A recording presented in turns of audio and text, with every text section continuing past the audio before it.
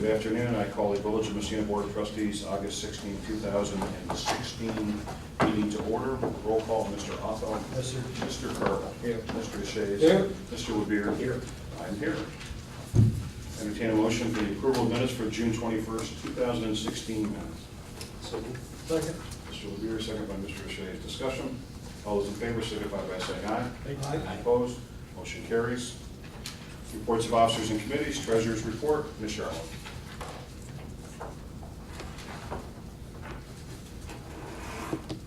There's a summary of updated May revenue and expense to budget reports under number 1. They're there for the 5 major funds.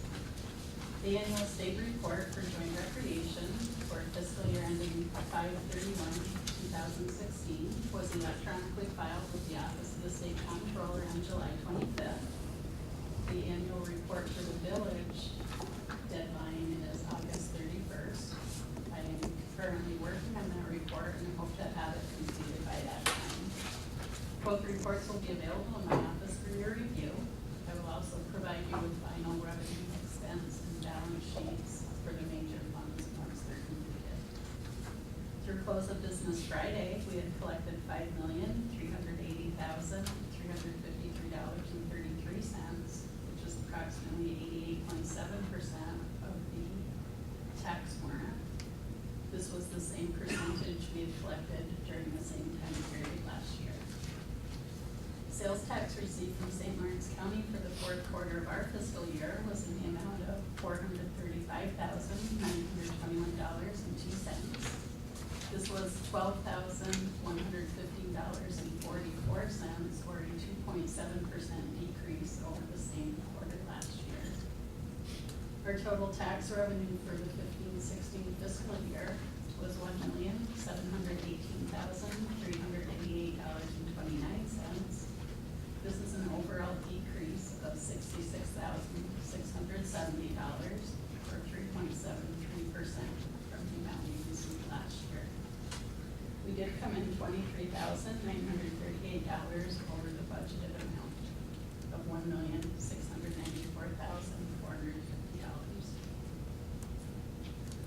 On August 11th, we made a payment on the Maple East Orvis Street Water Sewer Line Replacement Bond. This payment consisted of $114,000 in principal and $16,348 in interest. The remaining balance on this bond is $366,000, and it matures in August of 2019. On September 1st, we have the final bond payment of $488,839 due to New York State EFC on the $9.7 million wastewater treatment plant serial bond. This was an interest-free bond issued by the village in April of 1899. And there are no action meetings on the report for this evening. Questions from Ms. Charlotte? Thank you. Committee reports, code enforcement, Mr. Carville, Mr. Levere. No. Economic Development Committee, Mr. Otto, Mr. Levere. Fire Committee, Mr. Carville, Mr. Levere. We're going to meet, we have to but we're going to meet tomorrow night. Personnel Committee, Mr. Carville, Mr. Shays. Haven't anything going on lately. Police Committee, Mr. Carville, Mr. Shays. Met with the chief, everything was going as normal, I guess. I'm saying normal, so. Chief, man. Recreation Commission, Mr. Shays. The beach fees this year are down to $2,100. And they figured it's hard because the weather was so warm, people took advantage not to go to the beach, I guess, it was too hot. But that's very unusual. But the arena rental's up $1,600 from last year. The concession stand's up $500 from last year. And they were just wondering, because maybe trouble with the beach fees might have been because Barnhart's having problems. They're thinking they're letting the state go out there for not paying their fees, so they figured that influx came over to our beach. Hopefully they'll get that fixed up so they can maintain a balance. Frog jumping contest was very well attended. They have inline hockey each Tuesday at 3 p.m. They have hockey skill week, it's gonna be August 1st to August 5th, which we just finished. There's 35 kids are signed up for that. That was from 9:30 to 11:30 every morning, those mornings. The bids are out for the flat roof project from the arena. And the whole bidder was, the one from Governor, RS, what's the other initial? RSI. They bid $62,942, that's the low bid, whether it's gonna be accepted or not. I think he was supposed to get with you, wasn't he? Yeah, their board accepted it, and I signed the contract. Okay, we did. Minor hockey registration is ongoing. The softball season is in the playoffs, they're winding down their season. Summer program is all done, kids are getting ready to go back to school shortly. The locker room, the new locker rooms down the arena will be 3 or 4 weeks for completion. It's a beautiful setup, they did a beautiful job down there. And they have pickleball courts, which is picked up, they got 2 courts at the Alcoa Field, play pickleball. And that's what, the end of my report. Thank you. Street Committee, Mr. Offeld, Mr. Levere. I had a discussion with Haas last week, and Matt and I had talked as well. The work on West Orvis and on West Hatfield, as everybody's seen, is done, and Good job. they did a fantastic job. You're well It committed. looks great, as well as the sidewalk at the school. They've got it done from Nightingale up to Prospect. And they did it on the south side of School Street, it's very nice. So the plan is to have it all done before school starts. And that was a request that came, I believe, from the school last year, safety concern.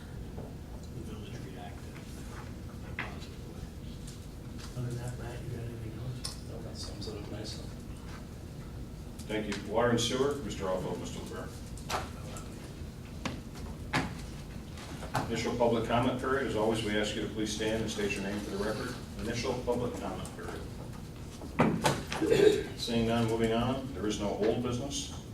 Under new business, A, award bid, precast concrete sections and PVC grade rings. You should have a memorandum from Superintendent Fayad. So moved. Second. Is that Mr. Cardinal? Yep. Mr. DeShays? Discussion? All those in favor signify by saying aye. Aye. Opposed? Motion carries.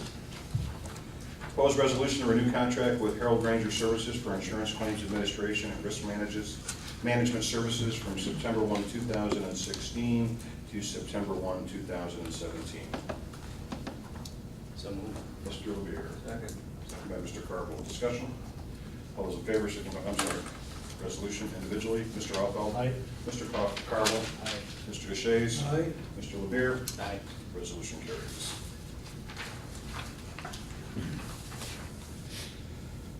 Proposed resolution to renew contract with Arthur J. Gallagher and Company for September 1, 2016, 2017. You have a small package there of a few things. We met yesterday with Kevin Berry, Harry Granger, and Village Clerk Mike Chatlin. Kudos to the Village Clerk for working really hard on insurance. You'll see the numbers that are there.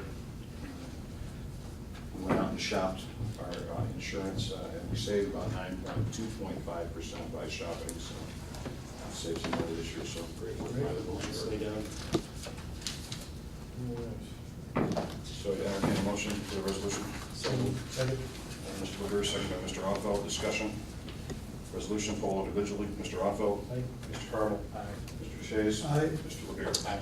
Resolution carries.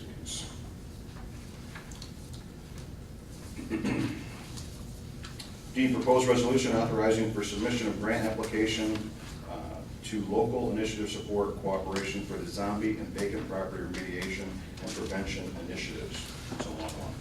As you know, the state has passed a zombie property law now, and there's a grant available, which we're currently working on with code enforcement and a number of other people working on putting together an application which is due Friday.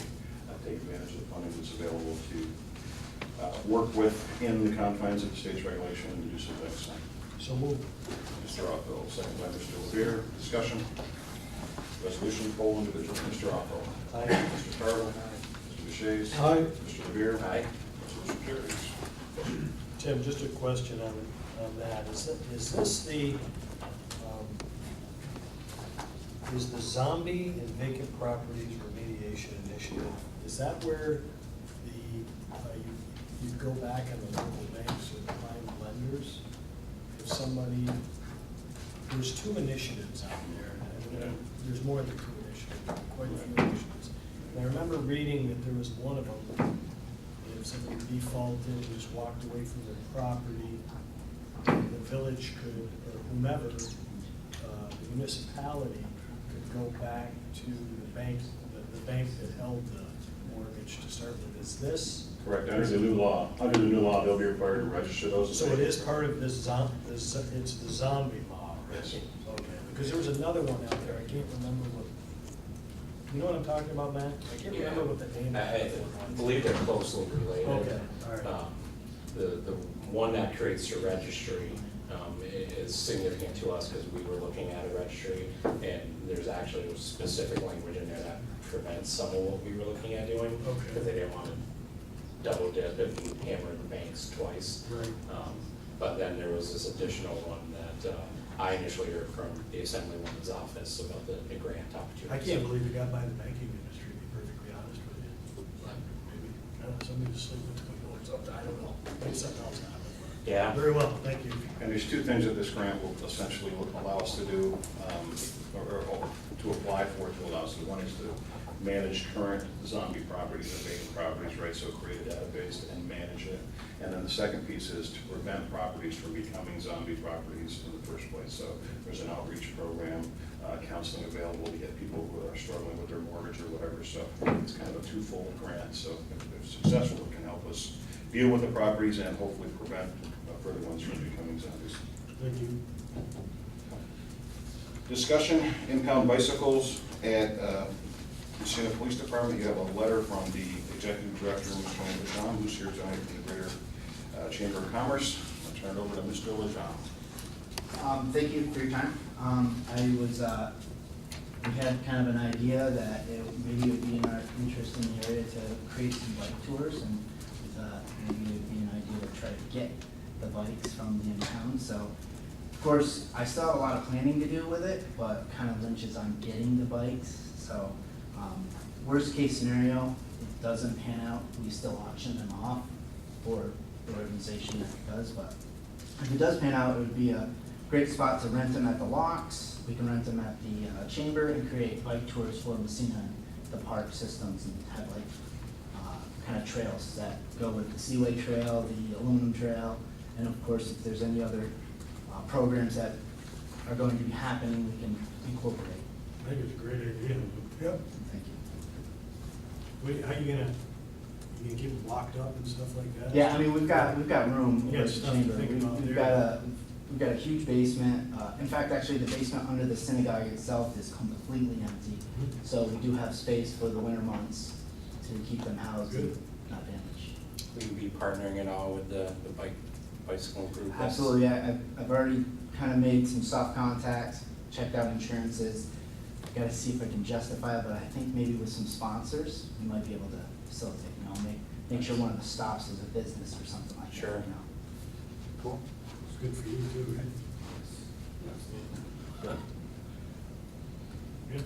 I don't have a problem with it at all. I wasn't sure the process in that, so we had a discussion with the chief and of course the mayor, and this was the first step.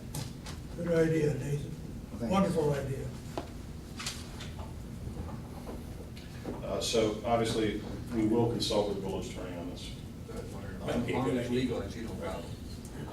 We're talking, the chief and I looked earlier today, going back to 2004, I mean, it's minimal.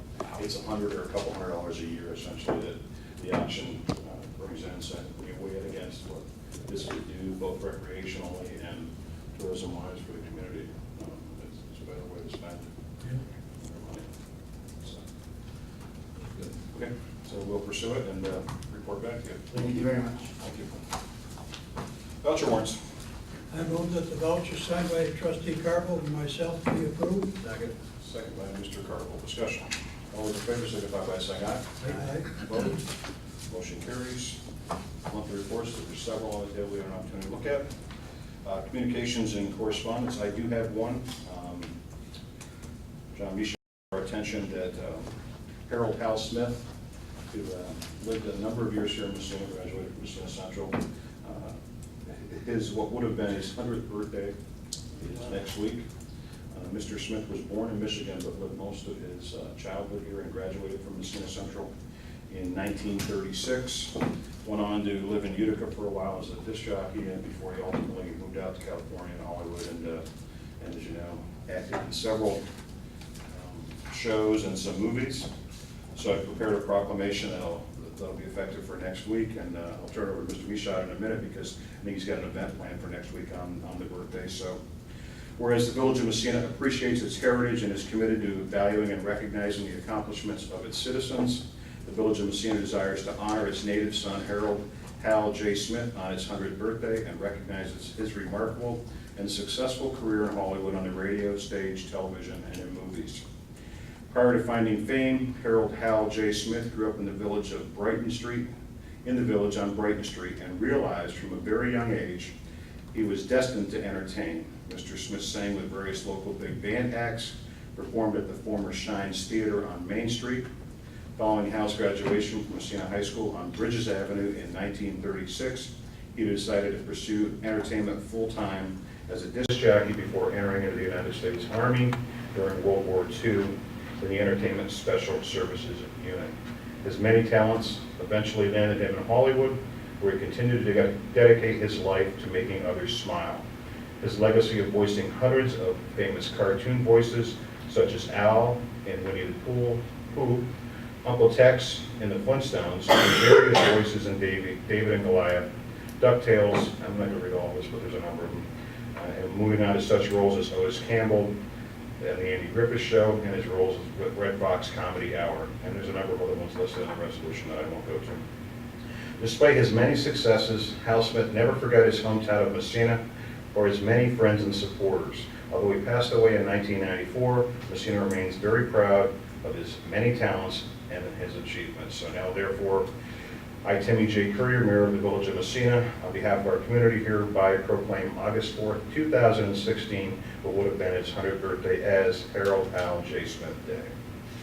So, Mr. Michaud, you have something planned for next week during the birthday? Yes. You want to tell us about it? Okay, his birthday is on next Wednesday, August 24th. He'll be 100. It's the 23rd at the Messina Public Library from 4 to 7 p.m., which is next Tuesday, a week from now.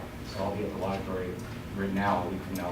What I'm going to do is show various films, probably 90 minutes worth. It could go on forever, but 90 minutes. I've chosen what I can, or what I feel about his career. I also have a birthday cake and ice cream, and I'm really his official biographer too, so I'll have copies of my book there, the ones that are left. There's not too many left. I'm hoping a lot of people attend. It's a positive thing for Messina. It's something I've been waiting to do for a long time, and I hope the community will come and support it. I really appreciate you doing the proclamation for Hal. It means a lot to me, and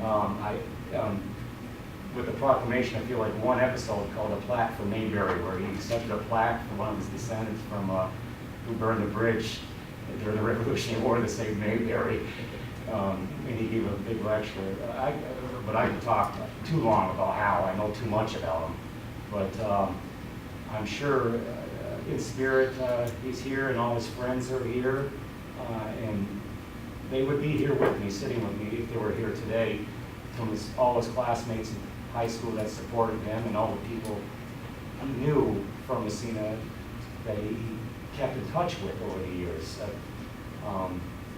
So I really, really appreciate you doing the proclamation. It means a lot to me, and if there's anyone out there who knew Hal personally, I'm sure they would feel the same way as me. There's not many people left really in the scene that actually knew Hal. I never met him, but I talked to him many times over the phone. Ryan Martin knows.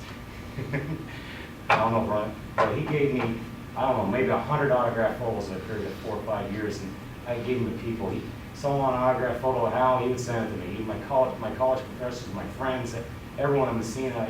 It was amazing what he did for me. In fact, when I graduated from high school, he sent me a check for $100 and a couple other gifts. I didn't expect that. It was just a thrill. I was so happy.